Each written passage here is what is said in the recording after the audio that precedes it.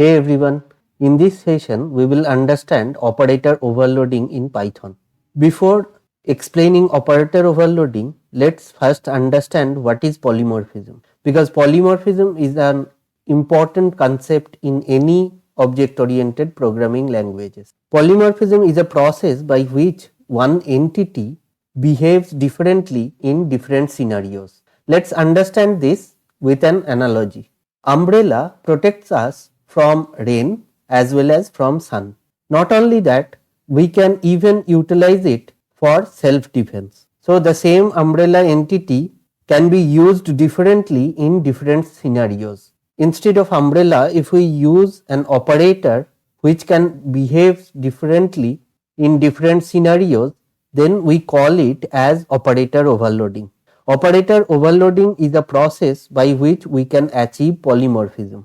Apart from operator overloading, there are method overloadings and method overridings as well, by which we can implement polymorphism. In our next sessions, we will understand about them. In this session, let's understand operator overloading in details.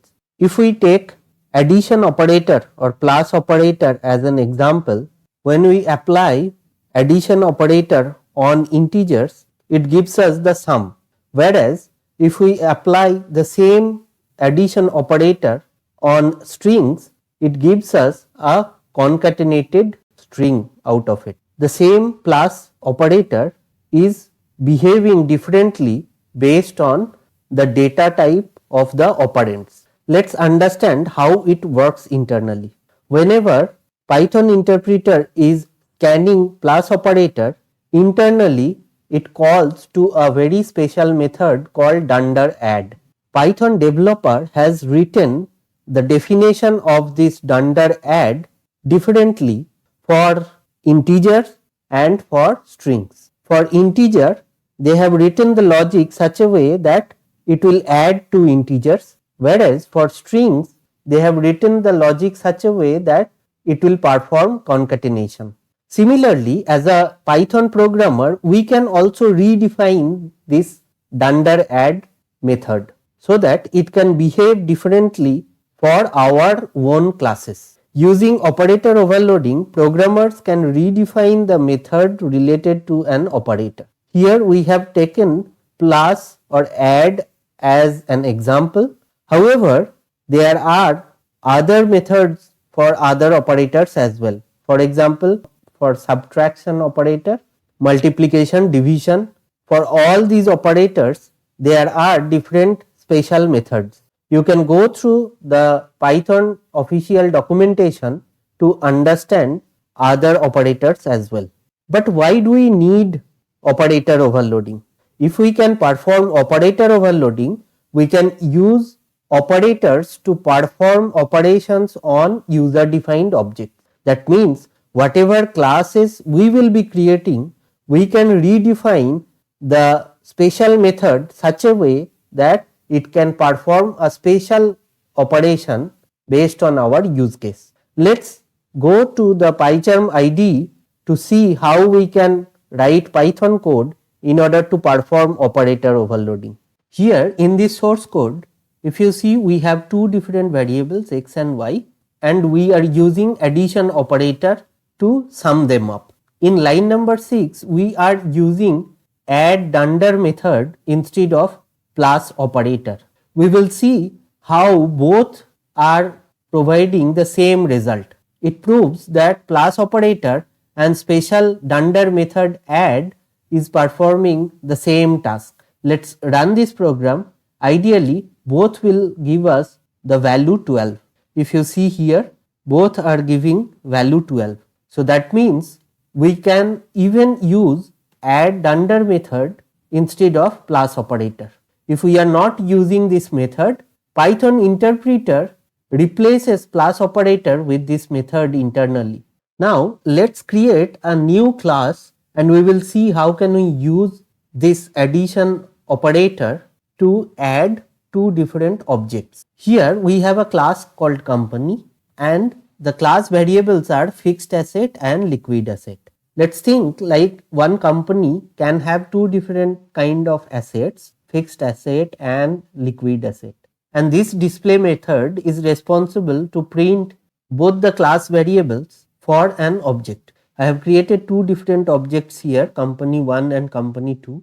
Let's think company 1 has fixed asset of 200 crores and liquid asset of 20 crores. Similarly, company 2 has fixed asset of 300 crores and liquid asset of 30 crores. Now, if we display company 1 and company 2, it will show us company fixed asset and liquid asset for both company 1 and company 2.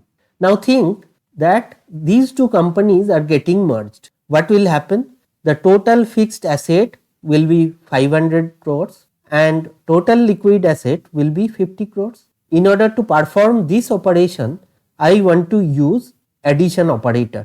So what we are doing? We are adding two objects of company class and creating one single object, and we want to display the total fixed asset and liquid asset of the new company. Now if I run this program, it will fail, and if you see the error message, it's telling unsupported operand type for addition operator company and company. That means we cannot use addition operator in order to add two objects of company class, because this addition operator has been defined by the Python developers in order to sum two different integers or to concat two different strings. But in this case, I want to use addition operator for different class, which is an user defined class, and as a programmer we have defined this company class. So as a Python developer, it is our responsibility to redefine the add dunder method. If we define the add dunder method to perform a specific task, then whenever we will be using addition operator, the logic written within add dunder method will be executed. In this logic of add dunder method, I have simply added the fixed assets together and liquid assets together. Now if we perform the same operation after merging the companies, it will give me the total fixed asset and total liquid asset correctly without throwing any error. Let's run this and see the result. Here if you see, there is no error. Company 1 had 200 CR fixed asset and 20 CR liquid asset. Company 2 had 300 CR fixed asset and 30 CR liquid asset. After merge, the new company has 500 CR fixed asset and 50 CR liquid asset. Hope you have understood how to write a Python code to overload an operator. Not only addition operator, you can even overload subtraction operator, multiplication, division operators, and few other operators. For the whole list of operators what you can overload in your Python code, you can go through the official documentation of Python. Thanks a lot for watching this video.